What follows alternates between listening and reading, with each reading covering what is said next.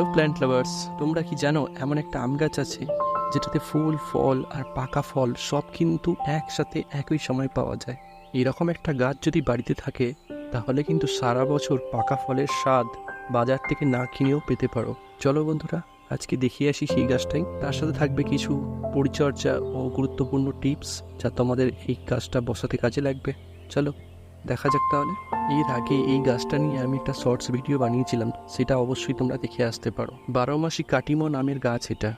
এখনো পর্যন্ত আমার দেখা বেস্ট ভ্যারাইটি এটা। বেস্ট ভ্যারাইটি বলার একটা নয়, অনেক কারণ রয়েছে।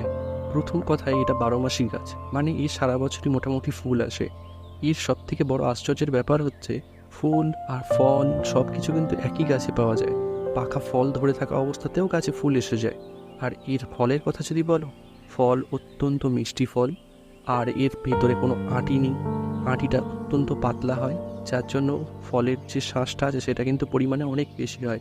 শাঁসের মধ্যে কিন্তু কোনো রকম আঁশ বা ছোঁচ থাকে না, যার জন্য কিন্তু খেতে অনেক সুস্বাদু লাগে। এই গাছের উচ্চতাও 6 থেকে 7 ফুট বা 8 ফুট হতে পারে, যেটা তোমরা ভিডিওতে দেখতে পাচ্ছ। আর গাছের শেপটা যদি খেয়াল করো তাহলে কতটা ব্যাঙের ছাতার মতন। তাই ছাদ বাগানের সৌন্দর্য বাড়ানো হোক বা বাণিজ্যিকভাবে চাষ হোক, দুটোতেই কিন্তু এটা সমানভাবে সাফল্য পেয়েছে। ভিডিওতে তোমরা দেখতেই পাচ্ছ যে ছোট আম, বড় আম আর মুকুল সব কিন্তু গাছে একসাথেই রয়েছে।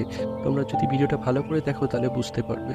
যারা কাঁচা মিঠে আম খেতে পছন্দ করো তাদের জন্য কিন্তু এটা বেস্ট গাছ, কারণ একই গাছে তোমরা সব কিছু পেয়ে যাবে। আমি নিজে খেয়ে দেখেছি, এর মধ্যে কোনো কষ্টা ভাব পর্যন্ত নেই। গাছ কেনার কথা যদি বলি, গাছ খুব কম দামে পাওয়া যাচ্ছে এখন মার্কেটে। এটা থাইল্যান্ড প্রজাতির গাছ। পরিচর্যা এমনিতে খুবই সহজ, কিন্তু সেই সব আমি এই ভিডিওতে সব একসাথে বলতে পারবো না। তাই কিন্তু ভিডিও কিন্তু ফলো করতে হবে, আমাদের চ্যানেলটাকে সাবস্ক্রাইব করে কিন্তু চ্যানেলের সঙ্গে থাকতে হবে। তো বন্ধুরা, কি ভাবছো?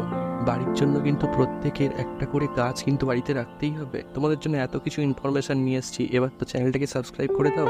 অবশ্যই চ্যানেলের সাথে থাকো আর কমেন্ট করে জানিও যে ভিডিওটা কেমন লাগলো। চলো আজকের মতন টাটা।